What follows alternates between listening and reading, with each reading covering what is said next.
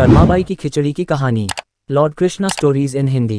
ये कहानी है भगवान कृष्ण की प्रिय भक्त कर्माबाई की। कर्माबाई बचपन से ही अपने पिता जीवन राम को कृष्ण भगवान की पूजा करते हुए देखती थी। वह कभी भी कृष्ण भगवान को भोग लगाए बिना भोजन ग्रहण नहीं करती थी।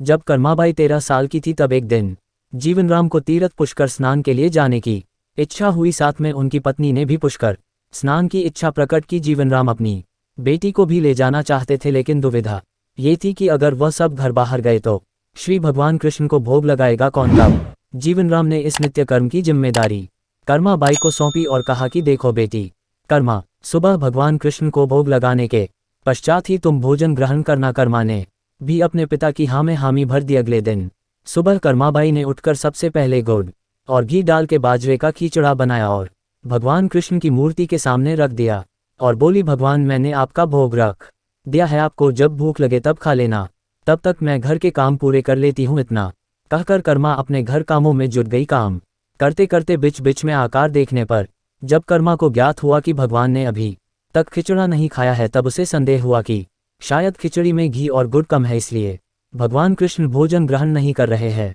तभी कर्माबाई ने खिचड़ा में थोड़ा गुड़ और घी मिलाया और मूर्ति के सामने बैठ गई। वह बोली, भगवान मेरे पिताजी जब खिलाते हैं तब तो आप खा लेते हो, तो अब क्यों नहीं खा रहे। और अभी तो पिताजी बाहर गए हैं, उन्हें आने में बहुत दिन लगेंगे, तब तक आपको भोग लगाने की जिम्मेदारी मुझे दी गई है, इसलिए जब तक आप भोजन नहीं खाएंगे मैं भी कुछ नहीं खाऊंगी। इस तरह जिद पर अड्डी नन्ही कर्मा की प्यारी बातों से कृष्ण भगवान का सिंहासन डोल गया और फिर मूर्ति में से आवाज आई, बेटी कर्मा तुमने पर्दा तो किया ही नहीं, तो मैं भोजन कैसे ग्रहण करूं। तब कर्माबाई ने मूर्ति के आगे अपनी चुनरी का पर्दा किया और कुछ ही समय में कृष्ण मूर्ति के सामने रखी खिचड़ी की थाली खाली हो गई। अब कर्मा रोज सुबह सबसे पहले कृष्णा को बाजरे का खिचड़ा खिलाती और बाद में खुद भोजन ग्रहण करती। कुछ दिनों बाद घर लौटने पर कर्मा के माँ बाप भी कृष्ण की लीला देखकर दंग रह गए। इस तरह कर्माबाई ईश्वर कृष्ण की निसीम भक्त बन गई। अपने जीवन के अंतिम दिनों में कर्माबाई भगवान जगन्नाथ की नगरी जगन्नाथपुरी में एक कुटिया में बस गई थी।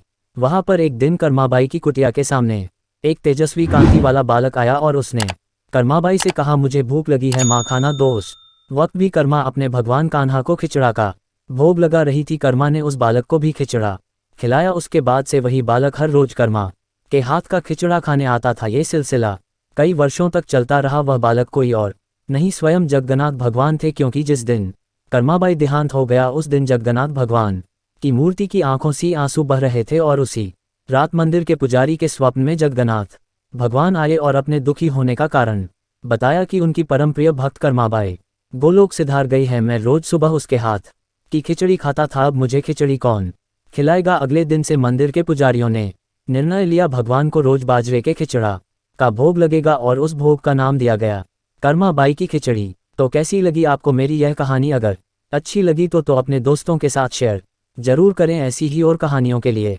चैनल को सब्सक्राइब करें।